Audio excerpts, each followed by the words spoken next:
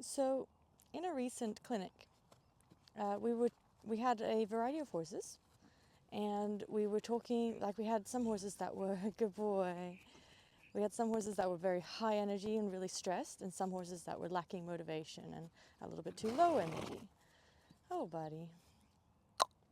So a topic that came up during this clinic, good boy, was about our breathing and how much that can influence the horse's energy.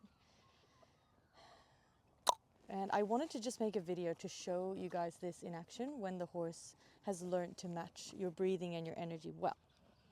Hey, buddy. So, with horses that are very forward and that are highly stressed in the moment, for those horses, you're working a lot on just relaxing and bringing them down into a more calm and relaxed state here. Good boy. Excuse me, there are flies everywhere, so it's a little bit annoying. But those horses we're obviously trying to bring into a more comfortable, safe state.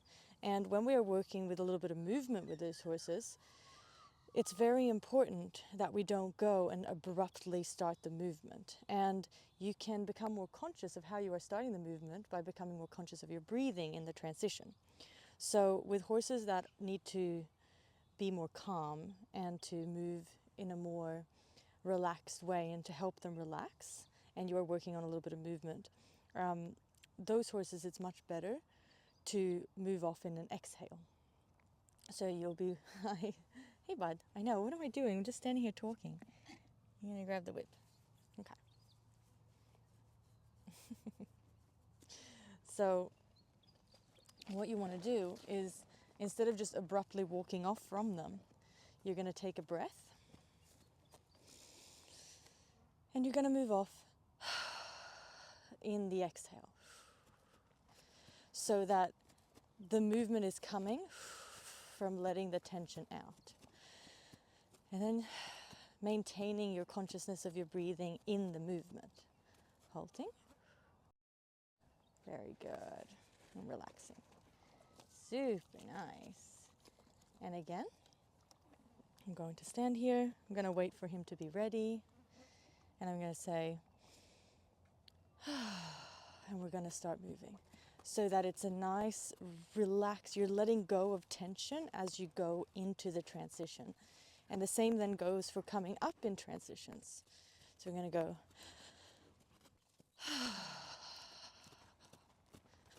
Good. Halting.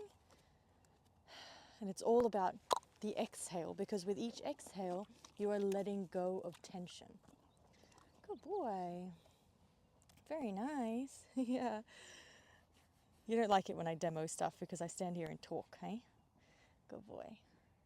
Then, yeah, horses that are lacking motivation, you're going to do a little bit of the opposite. So when you're going into movement, you're going to bring life into your body. So you're going to stand next to them and you're going to inhale. You have this breath of life. You're going to say, oh, we're going to do something. We're going to go. And straight away, he's bringing a lot more energy into his movement. And we're going to halt, and that can also be up. So it's all a little bit more in the inhale that you're saying, and we're going to do something. Oh, let's go. Good job. And halting, and we let it go. Good job. Very good. And that's quite a dramatic change in the way that I'm using my energy here just for demonstrations. You have a spectrum. Good. So you can have that's like the maximum up in the transition. And then you have like the maximum down in the transition, where you just go, and you relax more into the transition. And then if you want to bring more life into the work, you say, okay, he's nice and relaxed, he's ready for more energy. I'm going to take a breath of life and I'm going to go, oh, okay, yeah, good. I'm going to lift my chest up and have a little bit more engagement in my core. Good. And I'm going to halt. Yeah, good boy. Very, very nice. Good job. Super. Super, super good. And this goes for the halt as well, right? So if we then initiate a little bit of movement here when he's ready. Oh, he's not ready. That's all right. I know I was too quick, you're chewing. But with the halt, you can have like a nice driven halt, that you have a lot of engagement into the halt. And you can also have like kind of collapsing into the halt, or that you're just losing energy into the halt. And they can both be useful in different scenarios. So if I now say, let's go, good. And I'm gonna bring a little bit of energy into my body. Yeah, good. Good. And then into the halt now, and go, and we're halting. Yeah, good. Whereas if we go, let's go, good boy. If we have more a relaxed halt, I'm going to breathe out into the halt. And I'm going to say, and we're stopping. Good. Very nice. Super, super good. Hey, well done. He's a little confused because usually I'm not this dramatic in my changes in energy. But I just wanted to do that for demonstration purposes, that kind of what you can work towards, and how important it is if you have a very stressed horse. Good.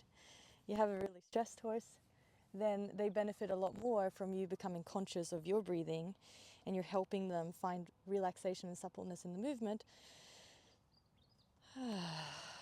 by letting go of the tension as you go forwards. So I caught him a little bit off guard there because he was looking up to the outside. He wasn't really with me. Good.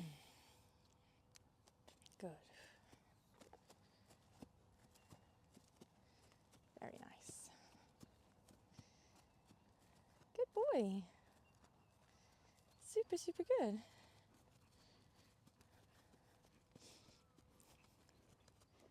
Very nice. And we're going to hold.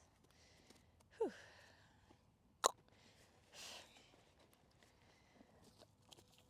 Now another thing I've been working on with my horses, just experimenting a little bit, because of course when you get into more high energy movement, you get into collection and getting a lot of power and energy into the movement, sometimes a lot of tension can go with that, especially with working with positive reinforcement, because sometimes a little bit of frustration can work its way into the training, and sometimes they can get a little bit overwhelmed, and that tension can then work its way into the higher energy movements.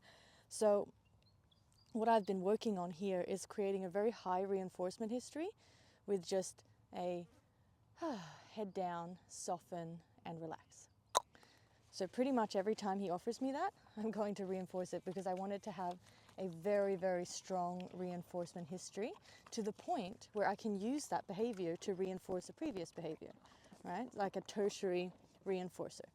So every time he here lowers and softens a little bit and finds a little bit of stillness, I'm going to reinforce that. And that means if I have that intact, and I have that as a very, very clear cue and very high reinforcement history, then when he's in movement, instead of reinforcing when he's in the middle of a movement where there may be tension, I can reinforce him by saying, yeah, cool, now let's stop and lower and find softness, and then use my marker signal and then my food reward, because that can act to firstly reinforce the behavior he was doing, but also not have me marking and rewarding at a moment of tension. So very good. Super, super good. So if he is in movement and he doesn't have a whole lot of tension, good boy. I can still mark and reward within movement. But if he does something that's really amazing, but there's some tension involved, I can reward him vocally and then allow him to come to a stop and lower his head and relax, and then use my marker signal and reward. And then because of anticipation, with that behavior that we're going to stop and we're going to just soften and relax, as we build more anticipation for that behavior, that's going to work its way backwards into the other movements that we're doing. Good boy. So I'm going to work with him a little bit here to see if we can, Nina's supervising from the sidelines. Hopefully the camera hasn't caught her. Good. So we're on a bit of a hill here, so it's not the most perfect spot, but if I ask him for a little bit of activity, good. And then maybe ask him for a little bit of something here. Good. There. I like that because there wasn't a whole lot of tension involved in that movement. But now I'm going to deliberately cause a little bit of tension so I can show you how I can still reward him for putting so much effort in, but not reward the tension. Hey, good boy. Let's try it again. He's losing a little bit of motivation here because I am talking while I'm doing this. Fully in tune to him. Yeah, see here. Good. Oh. Good job.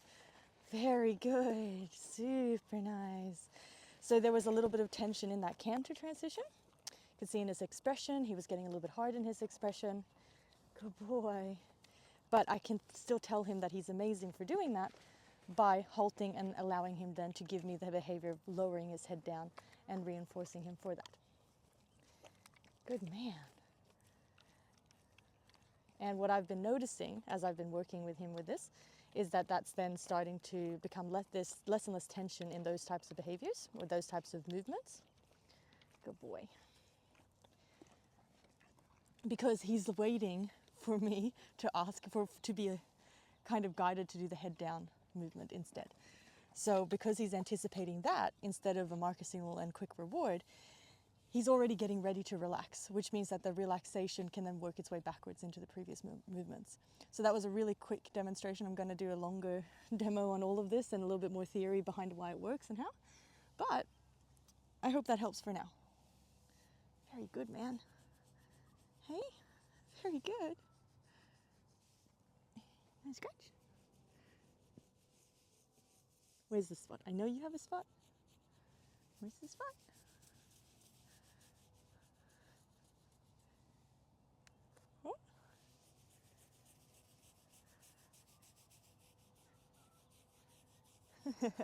There it is.